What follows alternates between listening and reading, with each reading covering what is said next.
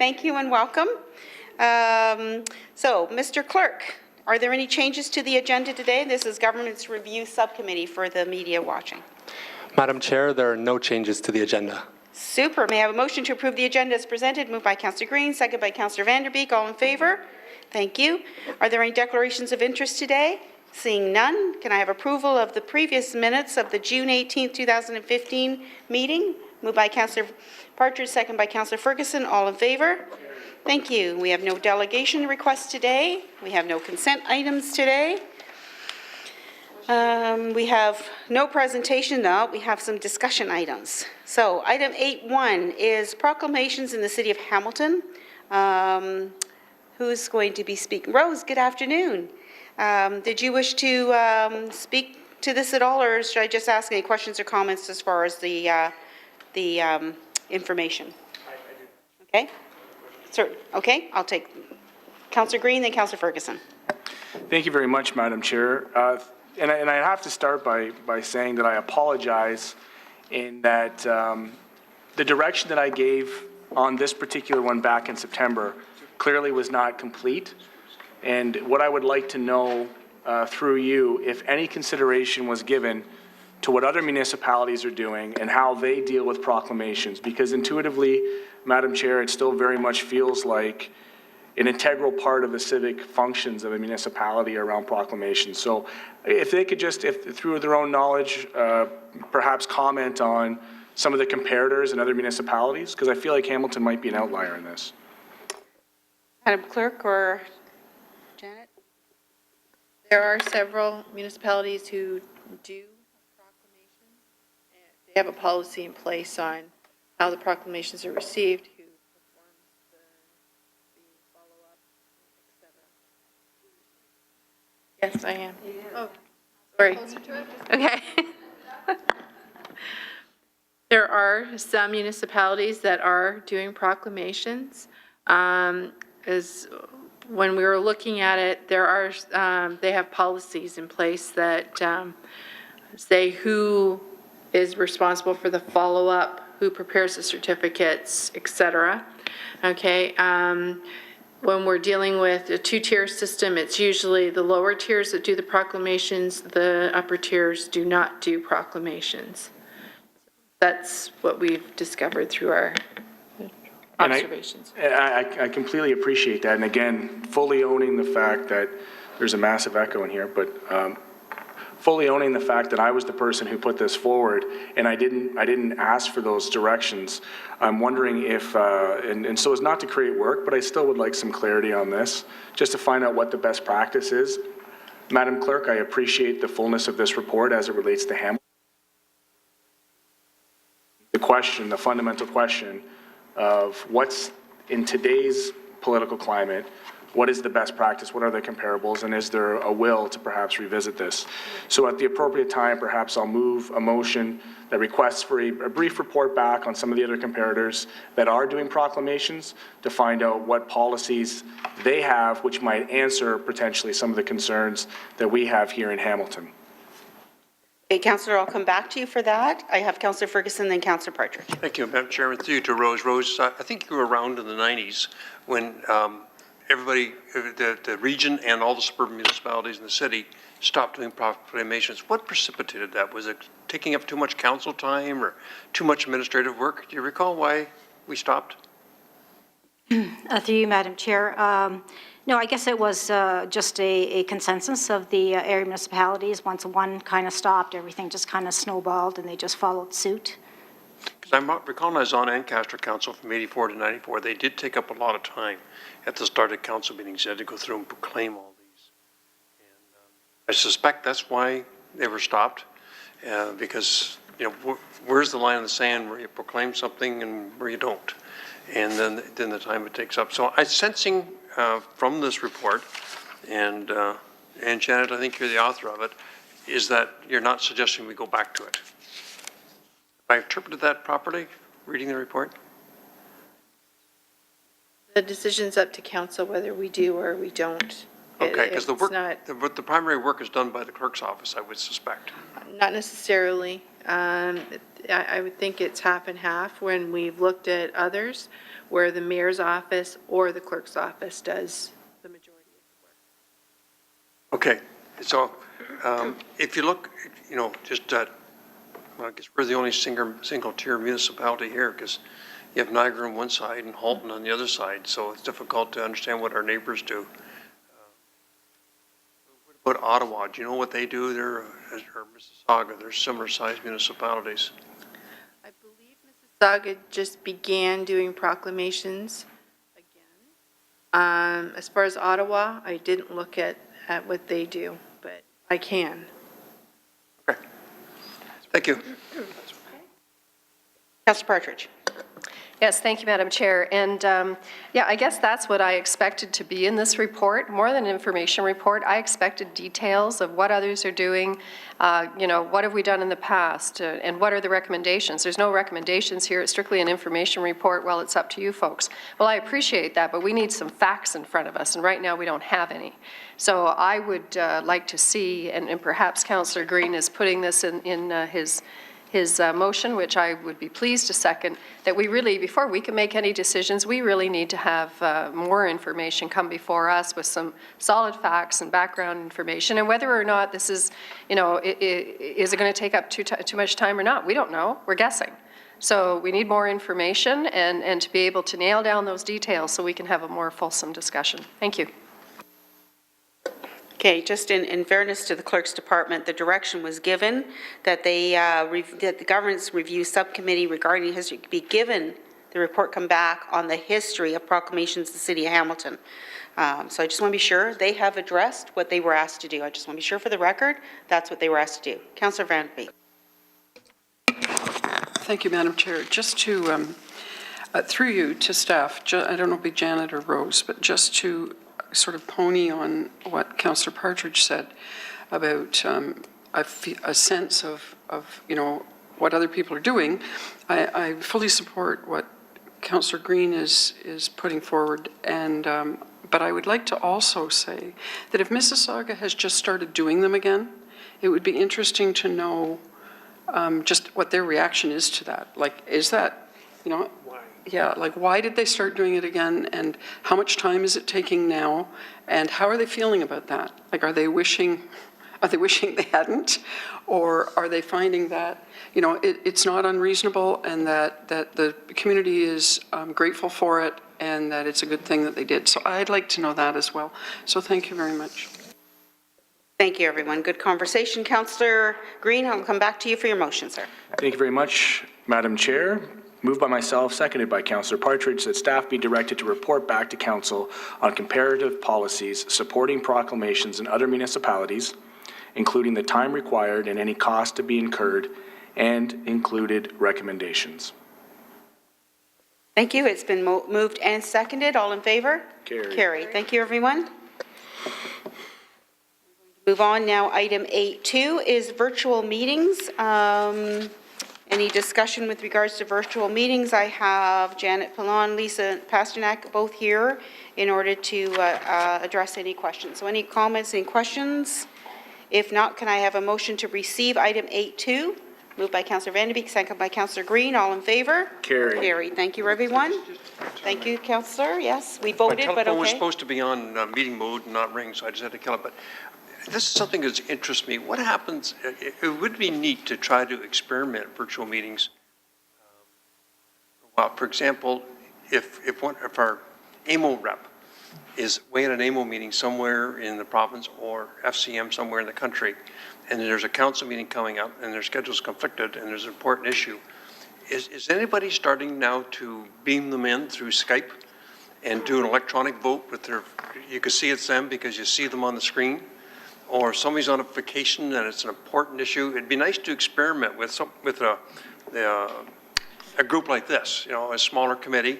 Because I understand, and I may be wrong, but I've been told that the school board now does this, where they Skype in people to vote, and you know, you can watch it online, but when the physical vote comes, you could broadcast them up on the screen and they could cast a vote and it would be legal. Is that so? Are we close to getting to that? Madam Clerk? Madam Chair, through you, through our research, we haven't come across where actually council members are doing this, but there are some occasions where some advisory committees that are experimenting with this, some municipalities are using it. This will give us some time to investigate that and just to see where it is appropriate. Of course, we would be looking at the legislation, what the Municipal Act provides, things that would have to go into the procedure bylaw, et cetera. These are all things that we will investigate and report back to you. Okay, and I missed what the resolution was. The resolution simply to receive this report? So it's not giving any direction to investigate further, and I would like personally to see that happen. I'd like to understand whether, if I'm homesick, can I Skype in eventually and have the opportunity to be able to vote on an important issue at council? Because the Skyping is technology that's well developed now. I see Rose has her hand up, Madam Chair. Madam Chair, you'll note in the report the next steps, we'll be testing some technology. We're looking at, of course, the Hamilton Youth Advisory Committee, what will work with this group, because that's the direction was provided for this. Then we could take it from there, where we would go beyond that, and we'll be reporting back on some of the results of this testing. Okay, so my question to you through Rose, we're simply moving to receive it. Just typically when you receive something, it gets put away. If by receiving this, are you going to take it to next steps? Because it was council direction on October 28, 2015. And that's what's in here. Okay, if they're going to continue to investigate this further by a receiving motion, which typically it doesn't, I'm happy with that, Madam Chair. Let's just get clarification, because the point's been raised. We're receiving the report as an information and status report, correct? That's what this is, but direction was given on October 28th, and that's the continuation of it. Okay. Okay, thanks, everyone. Did you have your hand up? Oh, Councillor Green, did you? Sorry. And Councillor Partridge? Yeah, so just on that, and But we have voted on, just so you know. Okay. we voted on receiving the report. Correct. But I do agree with Councillor Ferguson. I think he has a point. In the next steps, it does say exactly what Rose said it does, but it doesn't have any time frame around it. And I'm wondering if just through you, Madam Chair, we could provide some direction on timing. Because as Councillor Ferguson said, if we just receive this report, but nothing happens with it other than that committee, what kind of timing, through you, Madam Chair, to Rose, what kind of timing have you got in mind for getting back to us on this? Because it's coming back to the Governance Committee. Madam Chair, through you, you're right, it doesn't indicate any timing. We would expect within the next quarter. Information technology is engaged with this. I just don't know how to speak for them in terms of how long they would need to test certain products, et cetera, but we'll endeavor to consult and then put a timing on the OBL list for this item. Okay, and thank you. That I think will answer the question. If you could bring that back to the next Governance Committee with just a discussion point on timing for that, and perhaps check with the school board, because I know they are Skyping in as well. Thank you. Thanks, everyone. Councillor Green, did you have something or no? Okay, so we have voted on that, so that issue's dealt with. Item 8.3, correspondence from Jenny Josipovic respecting resignation from Hamilton Farmers Market Board. Councillor Green.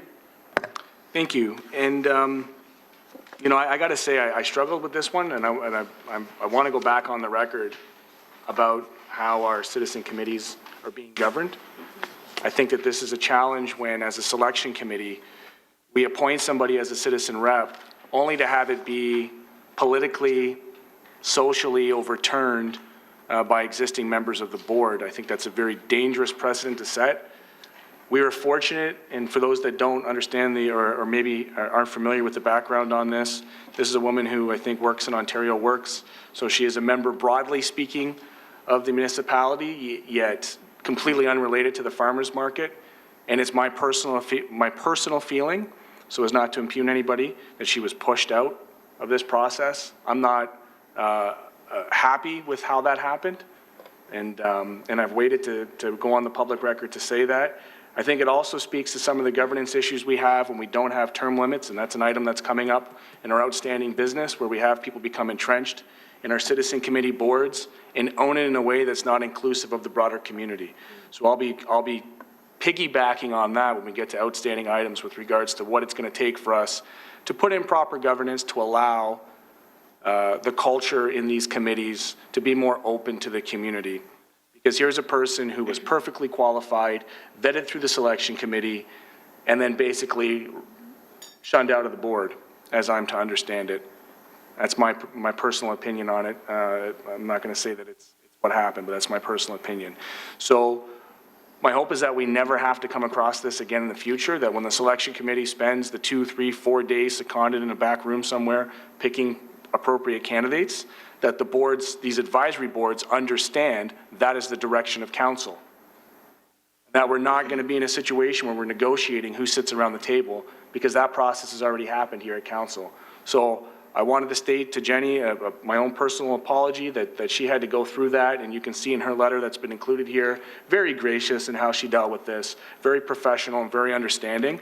I just wish I could have stayed to say it for the folks that kind of pushed her out. So those are strong words. Those are my personal opinions. I'm not going to ask staff for any comment on it. I just want to go on the record and state that. Thank you, Councillor. Councillor Ferguson. Well, I'll ask staff some comments then, because through you to John, was she pushed out? So a little kind of framework around it in the context. So this was was very soon after we announced that we now had a board that had been selected by the selection committee. And it's a board made up, if in total, it's made up of 5 citizen members, 4 vendors, and 2 councillors. The vendor members had already been there was an internal election, so they were in place. The 2 councillors were in place, and this was now the councillors are Councillors Pasuta and Farr. Excuse me. And when it was announced of the citizen members that had been appointed by selection committee, I'll say there was a reaction by the vendor members of the new board. The new board had not yet met, but there was a strong reaction to have a city employee as a member of the board. And I don't think it would be inaccurate to say that the rationale was absolutely nothing to do with Jenny. Never met Jenny, don't know Jenny, and it was from their perspective a matter of principle, that they were still feeling in their terms kind of the negative aspects of some of the renovation activities that went on. So that was a bit of the root of it. And then another comment made was that they didn't think it would be appropriate from a decision-making point of view. And again, I'm just in the messenger here. Their interpretation was that with 2 councillors on the board, quote, there would be, in this case, say Jenny's bosses, use their terms, that it would have undue pressure on her to vote the same way as the 2 councillors, perhaps, and that's strictly, their perspective. So given that this is a volunteer committee, I made it my responsibility to meet with Jenny and just to let her know, I'll say the, potential tone, at least, of the meetings that she would be joining, or the group she would be joining. I didn't want her to get blindsided by that tone. So we had as you can tell by her response, we had a great conversation. She concluded that in the interest of the new board, knowing it was the first board of this new municipal corporation, that the last thing that the board needed was to start in a contentious way. And that, quite honestly, as a volunteer, that shouldn't be the way in which you are going to have to experience an opportunity with our city to be on a board. So she offered at the time that it would be, best not to go forward with her membership, and she sent me the letter that you see the following morning. I followed up recently, this past week, prior to, just to understand if she would still have interest in joining the board, because now that the board is actually in place, the board could vote if they wanted to, if that were appropriate, and because of the makeup of the board, I'll say the original decision, if you will, or not decision, but feelings would not necessarily carry in a vote. So prior to today, I wanted to understand what her current thoughts were, and she really prefers not to be re-involved in the market, would love to be involved in other committees sort of thing, but, does not want to withdraw her resignation. Okay. Did the ad for the position say you could not be a city employee? No, from through Madam Chair, from I'll say a governance point of view, all the boxes were checked. She got a sign-off within her department, certainly met all of the qualifications. No doubt, as an individual, she'd be, a tremendous member of any city board for sure. Okay, because the vendors at Hamilton Market have been challenging at times. We had a previous board, and there was no vendors on it. It was primarily members of council. And it's the only board in my, 9 years here now, I've ever resigned from. It was just an impossible situation. But I thought we were past that now by creating a new board that vendors actually sit on. But I'm troubled by this. It just doesn't pass the smell test. This is a citizen who wants to volunteer to serve in this board and probably is a consumer of the products there, which would bring value. And I just have trouble with maybe 2 or 3 or 4 vendors saying, overriding the decision of the selection committee. Now, it sounds like, she doesn't want to walk into that volatile situation, has asked to resign. But this can't be a practice that can continue. And I'll try to talk to Robert and Jason offline on this because personally, my feeling is we don't accept this resignation. We leave it on. But I don't want to get things all fired up over the market again. So, but I still think it's very inappropriate the way this happened. What happens if we don't like one of the vendors that are sitting on the board? Can we say, no, you're a troublemaker, you can't come on here? You can't do that because they're democratically elected. Same thing happened here. So I'm personally having trouble with this. If I may respond, I don't think there's anyone who would disagree with those comments. I think it would be also accurate to say that the board now that has been together for 4 or 5 meetings, they are becoming a very positive working unit together, not vendor versus citizen, et cetera. It is becoming a unit. I would say that the temperature of all of this topic would be much, much different today than it was back in June. And that's why I reached out to Jenny to see if she would still be interested, and she's not. So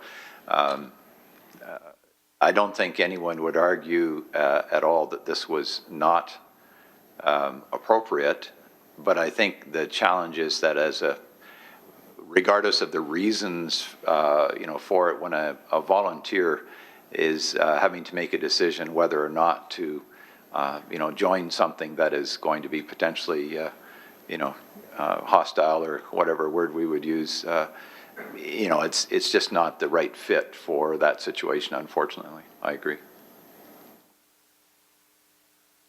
Councillor Partridge. Yes, thank you, Madam Chair. So, John, Jenny was appointed by the selection committee, by council, and has now resigned, as reasons that have been already covered off. The selection committee now needs to replace her, is that correct? Through the chair, that is correct. Okay. So, one more time with feeling. How many times are we going to go down this road? In terms, if I may, Madam Chair, in terms of the Hamilton Farmers Market Board, never again. Thank you. Thank you. And I just think within, our policy, and through you, Madam Chair, whether to John or whether to Denny, but the policy for the selection committee is they make the selection, it comes to council, council approves the selection, and it's done. That citizen then sits on whatever committee they have been appointed to. So is there any room in that process for what has happened here? Because I'm not thinking so.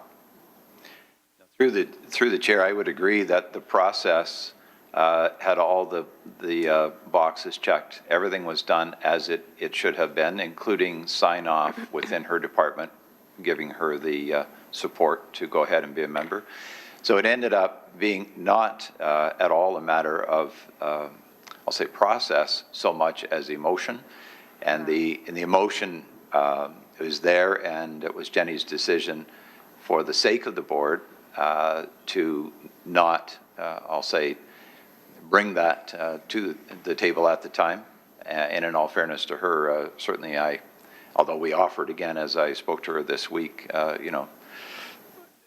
we'd certainly, I think it's a different environment than it was at the time, but still she preferred not to get involved. So I don't think we'll run, well, I know we won't run into it again. Okay. It was probably a matter of timing more than anything else. Right. Well, thank you for that, John, because I'm very pleased to hear that it sounds like the committee is moving forward in a much better way. I think that's positive and that's encouraging. But for anyone to have to experience that type of manipulation, and, I have another word for it, but I won't say it publicly, to feel like they've been forced out of participating after being selected and appointed by council, I think is just reprehensible. So hopefully we won't see that again. But now, is the selection committee currently looking at selecting a new person? Where are we in that process? So through the chair, it was really no further actions were taken pending discussion today. Okay. Following today, if committee were to accept Jenny's resignation, then we would ask the selection committee to do one of two things. One would be, as an option, which would be perhaps a more expedient or timely option, would be to go to the list again of those who were deemed qualified for the position. We could check with them to see if they would still be available. It could be selected that way. Or the other option would be to again place an ad requesting applications for the position. Okay, thank you. Will that require a motion from this committee once you get to that point? Because I'm seeing that we'll probably be receiving and accepting this resignation. Is there a formal motion that you need? Through you, Madam Chair? And Madam Chair, through you, yes, a direction to forward it to the selection committee would be appropriate. All right, thank you. All righty, and I just noticed also on an unfinished business list that we'll deal with at the end, there is the issue of the term limits for citizen appointees, so we will be addressing that before the end of this term. So I'm going to go back now, seeing no further speakers. Can I have a motion then to receive the correspondence from Jenny Josipovic respecting resignation from the Hamilton Farmers Market Board and direction to the selection committee for replacement on that committee? Moved by Councillor Partridge, second by Councillor Van de Beek. All in favour? Thank you, everyone. Okay, we're going to go on to motions, and here is motion. This motion was moved in November 25th, 2015 by Councillor Whitehead. It's before us. Questions, comments? Councillor Green. Yes, Madam Chair. And again, I know the conversation that happened leading up to this. I think I probably seconded at council. And it's now before us, but before us without direction for information. And so I do have a motion that would be related to this at the appropriate time, requesting for background information on potential associated costs.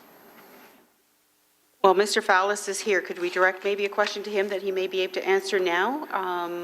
It will probably require a little bit of work. So But I'm not sure what costs you're relating to. That's why I'm questioning. So the motion that I have related to this motion is that staff be directed to report back on potential financial implications of extending the political contribution tax credit for individuals, which currently applies to provincial campaign contributions, to include municipal campaign contributions, and provide information on the City of Toronto's municipal tax incentive municipal elections tax incentive program. And I'm going to ask Mr. Faust, do you have any information that you could provide just to enlighten the rest of the committee members as to that question? Yeah, through you, Madam Chair. I believe the motion was meant that it would be the same process as they go through with public, with provincial and federal, so that would come out of their government pockets and not the City of Hamilton's. The process in place now is that council can do rebates to citizens. When I did, I was asked this in 2011 and responded that it would cost the city approximately $1.1 $1.1 million were we to introduce a rebate program. I don't know because it was based on the 2010 returns. I haven't done that for the 2014, but as I say, it was $1.1 million for 2010. And so through you, Madam Chair, what is currently the budget of your elections office? Like, what are we dealing with globally when it comes to running municipal elections? And what is that in comparison? Currently, we're running at about $1.4 million. So it would double the cost of that process? It would double the cost, yes. Okay. I just also, through you, Madam Chair, want to bring up that we haven't, you haven't received my report yet for, from the 2014 election. I know the mayor was interested in information on internet voting, and I will be entertaining some companies in the next few months, and we'll be able to give you a cost on that. We know of a cost that we received for 2014 was $500,000. So if you're looking at that as well, that would be on top of our 1.4. So just to give you where we're at right now. So through you, Madam Chair, to Mr. Fallis, are there any other municipalities that currently restrict union and corporate donations outside of the Toronto Act? No, there's only one allowed to, and that's the City of Toronto. So this would be a request to the province to allow us to do this? Yes, and I believe this request has been made by a number of municipalities, including ours, as they go through their review of the Municipal Elections Act that's currently underway. So really what I'm hearing then is that this motion is a moot point until we find out what direction the Honourable Minister McMeekin will take in terms of some of these electoral reforms that are coming forward? Yes, that's exactly right. I was asked previously if council itself could have a motion that would bar it, but that wouldn't supersede the Municipal Elections Act. Even if you were to vote to not receive union and corporates, it still would be a separate decision on your own. The Municipal Elections Act would still supersede that, sorry. Thank you for that clarity. That certainly provides some direction for me. But through you, Madam Chair, to Mr. Fallis, in working with that office, I'm sure you're in communication with them from time to time. Is there any sense as to when that's going to roll out? Any idea at all? None whatsoever, unfortunately. We went through this in 2009 when they made their final decision, December 31st, which was a day before the start of an election year. So, yeah, we would love to be able to say we're going to get this in plenty of time to inform you and enact on any of your decisions, but no, we are not aware of any at this time. Okay, Madam Chair, I'm happy to withdraw this potential motion coming forward and leave it to the will and pleasure of the Honourable Minister Ted McMeekin to come back with appropriate direction, and then at that time be able to act accordingly at council. Thank you.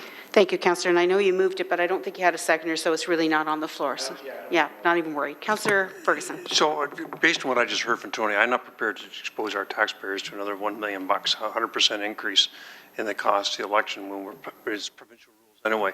So is a motion simply to receive this issue enough?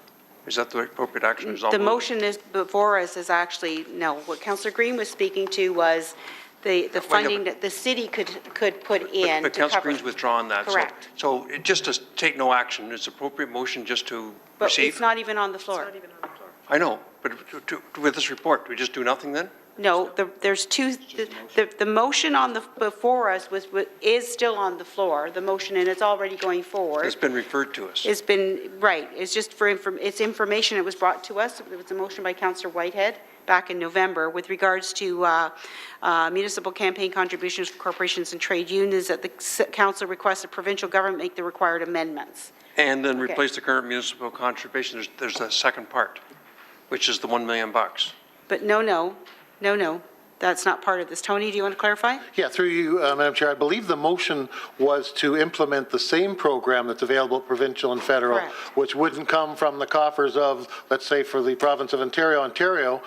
It would for provincial, but for federal, it would come from taxpayers across Canada. Correct. So there's two separate types of rebate here. The one that's available to municipalities now is the one where the municipality would pay.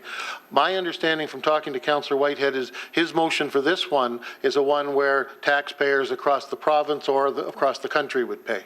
Right, not municipal. Yeah, but it doesn't say that here, does it?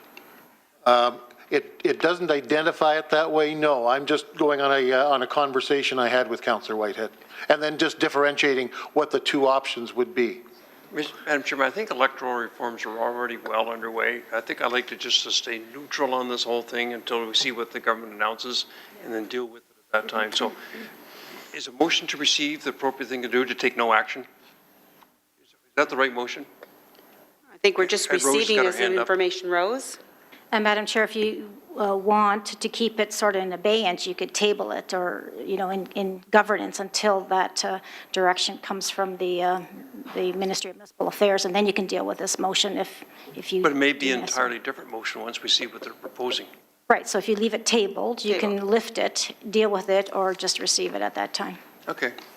Okay. Are you okay, Councillor Ferguson? Yeah, if you come back to me, I'll make a I'll motion. come back and to you, table it. Councillor Green. So, as I heard in your original presentation when I brought this forward, or in your original comments, the city has already previously made comments on electoral reform requesting this. We've done that before, or no?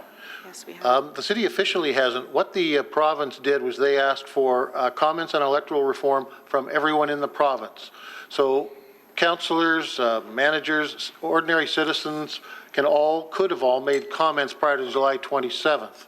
So you may have had a councillor who made a request for this. I'm not aware of it. And I'm not aware of all the requests that have been made through the province. I know that there were thousands, obviously because of the interest in electoral reform, but I'm not sure that, the only one that I'm aware of is that municipalities be granted the same opportunity Toronto is, that they could decide on whether or not union or corporate donations, either or together, could be rejected by the council of that municipality.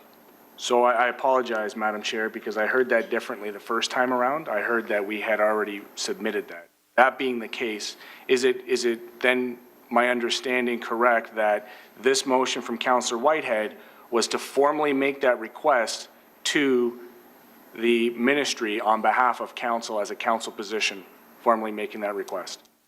I was not aware of that. Sorry, Madam Chair. I believe that was the intent of Councillor Whitehead, but having the discussion come here at governance is to request the province to make these amendments in the MEA. So, okay, and so we haven't done anything, and I'm hearing there's some people who had remained to stay neutral. But we have. Is the commenting period for electoral reform closed? Yes. Through you, Madam Chair, yes, it is.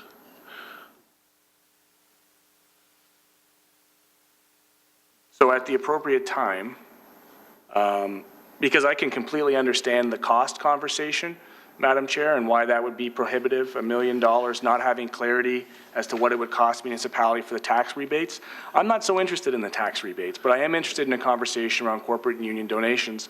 I think it's one that's worth having, and I certainly don't want to see it get buried in an abeyance by a tabling motion when we still have the ability to, whether it's closed or not, have that conversation on governance at council or at GIC or wherever we can have a full conversation around it, and not just, pretend this is going to go away, because it's not. Mr. Fowles? Yeah, through you, Madam Chair. Yeah, the period closed July 27th last year, so we were out of that period anyway. But I don't see that there would be any issue at all with council making a decision to move forward with a request. We know that it's not completed yet. We don't know how far it's along, but at this point in time, it's nowhere near completed from the people that I know at the province. So I don't think it would be an issue if you wanted to tag on another piece of information or another request for the Municipal Elections Act. I don't see an objection to it, Councillor. Has there ever been a conversation regarding the total amount of contributions made by unions and corporations as it relates to our past election? Is that part of your reporting back to council? No. It hasn't been part of our conversations. I know when I was with the City of Toronto, it was part of theirs because it was part of whether they want to defer to unions and corporations for or not. But no, it hasn't been part of our conversations to my recollection. Well, then I would at the very least, in this conversation, like to have that information made public to get a sense for what the total contributions are and what percentage of them were made by corporations and unions. And I would like to ask, whether through direction or formal motion, that be included in your report back on the 2014 election, so that residents have a good, clear understanding, and all of us have a good, clear understanding as to who is donating to who or what. Well, I mean, we know that because it's all public, but the total number, if in your report, if you can provide that, that'd be great. Through you, Madam Chair, yes, I can do that.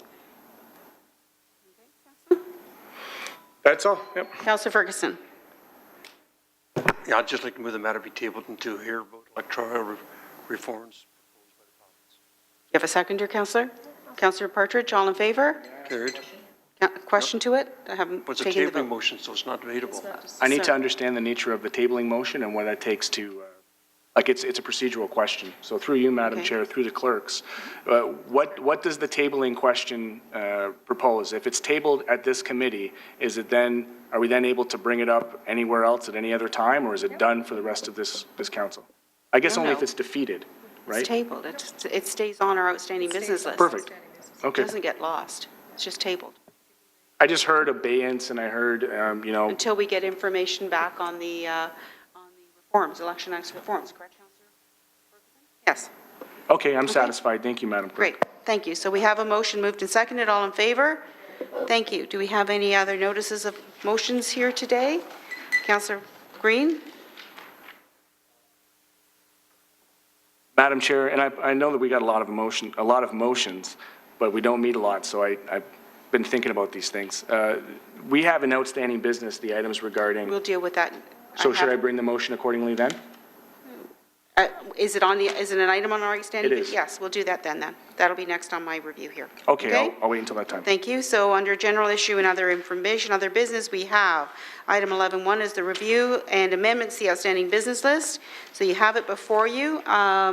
It's showing here, can I have a motion to remove item C? Actually, we gave direction on that, so that's not being removed.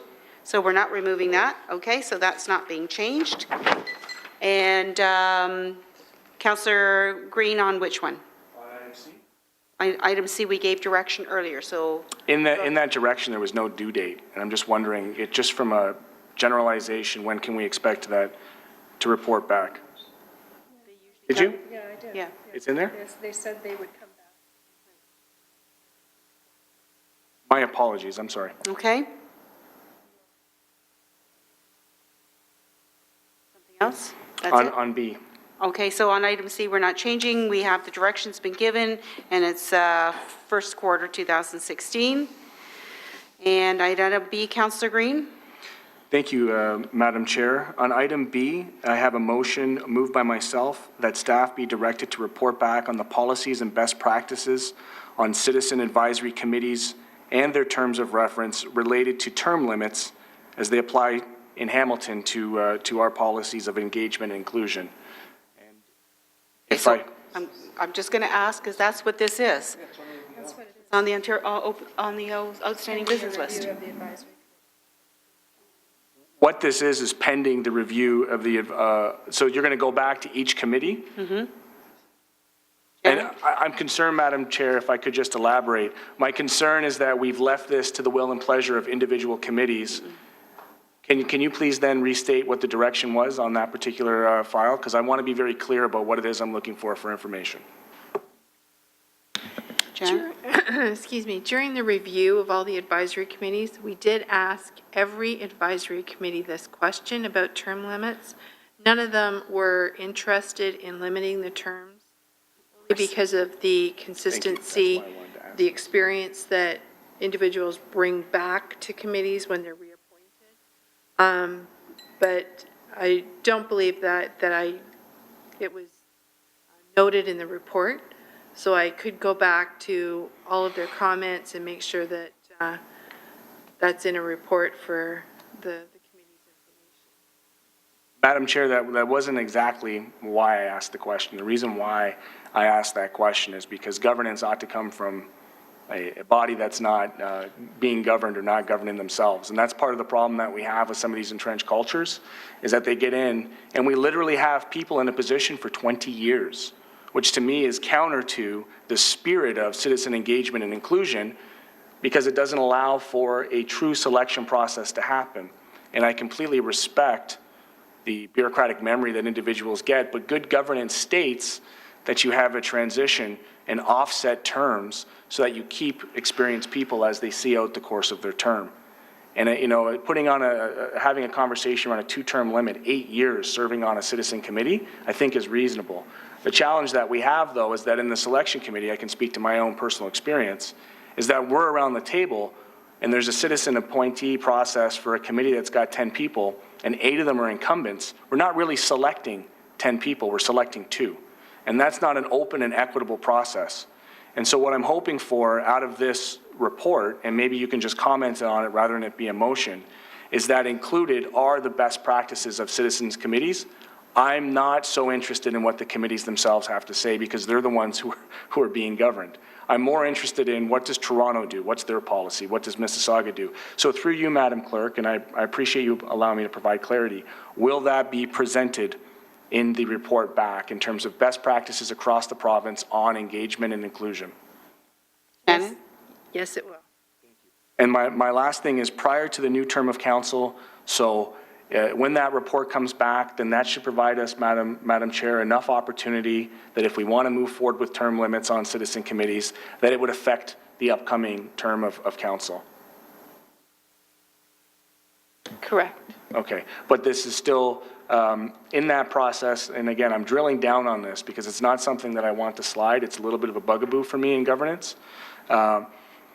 Will we have adequate time? Like, when it says to the end of the new term of council, my concern is that we're not springing this on people in 2018, that we can begin this conversation ideally this year, where we have the conversation where the boards know that coming down the line could potentially be this opportunity to have turnover, because it affects, in my opinion, Madam Chair, how we advertise, the perception of the general public in terms of how they feel, you know, new opportunities are presented to them. For instance, going back to the opportunity with 10 appointees, if we advertise that 4 of them are vacant seats, my intuition tells me we might have more people apply. That might not be the case, but I always want to err on the side of inclusion and opportunity for the citizens of Hamilton. So being satisfied with all the comments, sorry, Madam Chair, it looks like Janet had her hand up. When we're recruiting for the advisory committees, it's for all positions. There are no incumbents. There's no incumbents. In theory, that might be correct, and in policy, that might be correct, but if you could care to comment on how many of them are currently incumbents, I would love to hear that, because I have a good feeling it's like 80%. I'm not aware. They were just going over the applications because the deadline was the end of last week. They were going over the applications yesterday, so I'm not aware of the percentage. And I believe the motion regarding the reporting back on this particular subject was prior to the new term of council, but that could be this year, next year. So I'll do it as soon as I have all the information available. Yeah, just you don't even have to do the research on it. I was on the selection committee. I went through, you know, the conmen in the back rooms of the back hollows of City Hall, and easily 80% reappointment. Why? Using the same logic, they have the experience. But that's not what this is about. My opinion, Madam Chair, is that citizen committees, advisory committees are about the opportunity to connect people to the process of government. And in order to do that, to get the widest opportunities out there, we can't have people sitting on committees for 20 years. It's poor governance right off the bat, and it does not incorporate our city values of engagement and inclusion. Those are in our mission, vision, and values. So it's something that I'm very passionate about in terms of allowing people the opportunity. I haven't even opened up the conversation of diversity, but that is also inherent in this process. And I think it's something that we need to look at. So I'll leave it there and appreciate the indulgence on the conversation. Councillor Partridge. Yes, thank you, Madam Chair. So through you to Janet, I just want to be correct, and if you could clarify what I think I heard. So I've heard that you have met with all the committees and you have all the information. Is that correct? When we met with all the advisory committees, Right. that was a question that we asked, whether they would prefer to limit the terms, the number of terms that a committee member had. Right. Okay. We had, for the majority of the responses we received, none of them wanted to limit the term. There are a few that did, okay, but most of them did not want to. Right, but regardless of that, that decision has to be made at this table and at council. Exactly. So, and I understand that, you know, perhaps the original motion was for a report to come back before the end of this term of council. However, I do agree with Councillor Green that if we are going to implement something in the next term of council, we need to be looking at it this year. I'd also, my question through you, Madam Chair, as well, I think if we're going to put, you know, and I personally support term limits to a certain degree, but if we're going to do that, I think the offer should be right up front for someone to serve a 1-year, 2-year, or 3-year term to a maximum of. And if we do that, then we will have better turnover. And so if someone accepts a position for 1 year with an opportunity to renew for 1 more year, then that person is off within 2 years, if they choose to be. That's the way the Chamber of Commerce does it. It's the way, well, all chambers do it that I know of. But I just think we need to have a very firm policy. The other thing we don't want to see happen in the next term of council is all of a sudden we have no one on the committees, or 80% are gone with all the history and the knowledge with them, and it's all new people. As serving on as many committees as I do, and most of the councillors around this table, you know, and I'll use the Hamilton Public Library Board as an example. It's a huge impact to the learning curve and to the staff and to the decisions that are made around the table. So I don't want to see that happen either. But in order to prepare for proper policy, we need to be doing it now. So do we need a motion through you, Madam Chair, to speed up the process, to ensure it's 2016, to include transitional times? Do we need a motion for any of that, or is that direction that you can take to incorporate into your report? It's direction I can take and to incorporate it into my Thank you, report. Janet. I appreciate that. So when we're talking timing now, what timing are we looking at, please?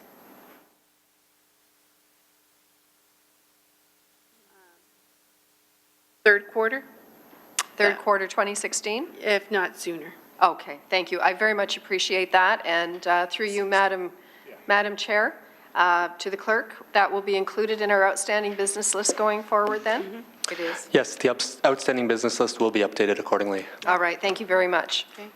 Councillor Vanderbeek. Thank you very much, Madam Chair. Just a couple of things. When I understand, my understanding through you to staff, my understanding is that you're going to go out and talk to other municipalities as well to determine how they do it with their committees, et cetera.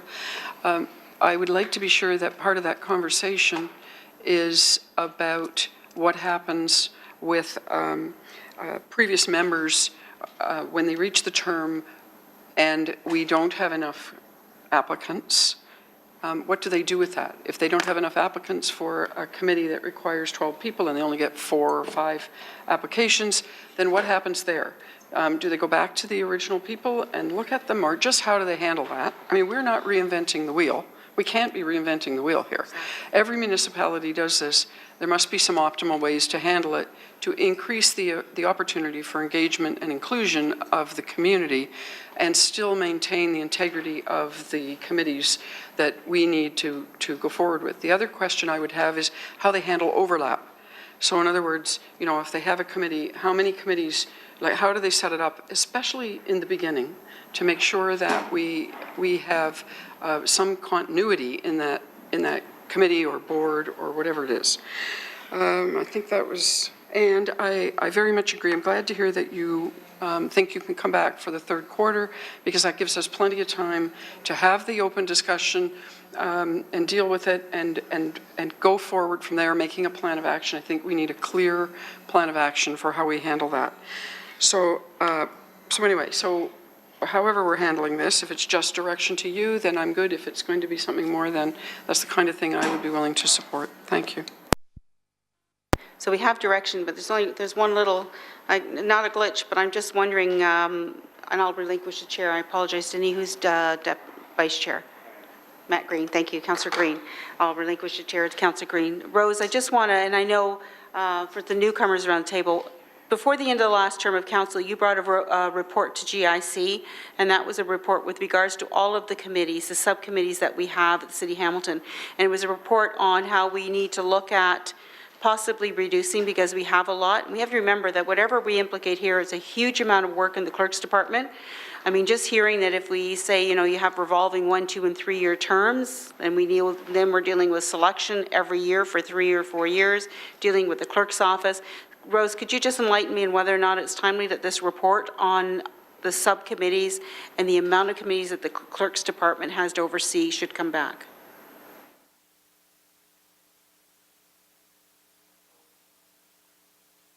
The report on the advisory committee review came to GIC on July 10th. Last year. There Oh. were a few committees that were either combined with another committee, a new committee was formed.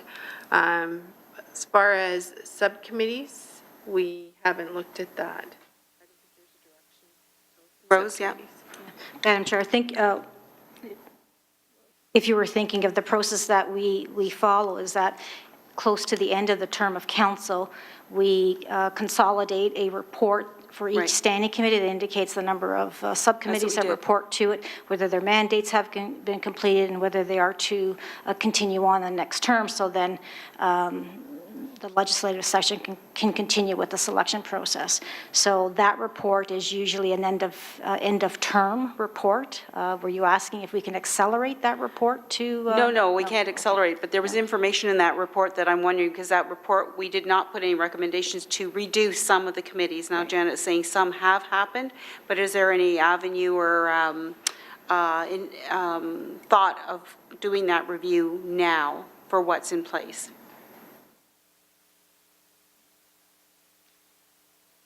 I don't believe that we would do that now because we're just in the process of doing the recruitment for what was approved in July. Okay. We can take it offline as where I'm getting at later on, but that's fine. But it was, this report I'm speaking of, Rose, is the one that was September 2014, before the last election. I think it was one of our last council and GICs, and it was the overview, and where you gave the presentation of the number of committees, if you remember. So we'll go offline on that. I just want to be sure if there's anything we can line up to this report that gives us a full comprehensive review, then that may be helpful, so we can discuss it, no problem. Any other, seeing no other questions or comments, so we have the outstanding business list.